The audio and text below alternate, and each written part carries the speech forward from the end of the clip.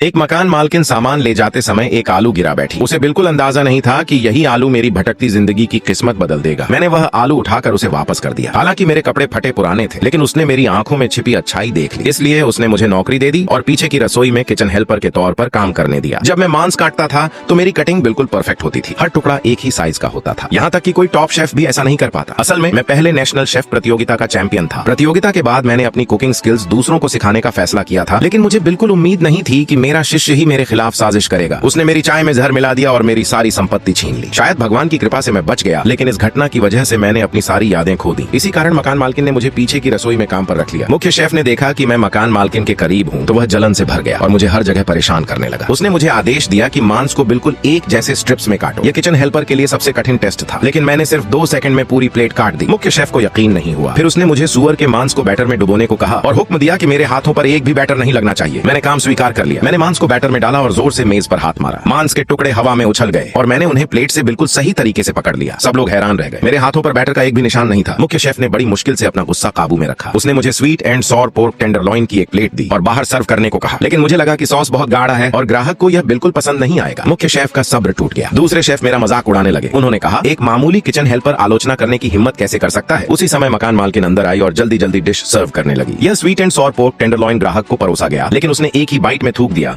और सबसे खराब रिव्यू दे दिया। मकान मालकिन को शर्मिंदगी के साथ डिश बदलनी पड़ी, लेकिन कोई भी शेफ उस ग्राहक को संतुष्ट नहीं कर पाया। सिर्फ मैं चुपचाप मांस काटता रहा। आखिरकार मकान मालकिन ने मुझे एक मौका देने का फैसला किया। सब लोग मुझे नीचा दिखा रहे थे, लेकिन 24 घंटे बाद मेरी बनाई डिश टेबल पर रखी गई। उसी पल कड़ाही में दरार पड़ गई और एक फीनिक्स पौराणिक पक्षी की हल्की सी परछाई आसमान में उड़ती दिखाई दी।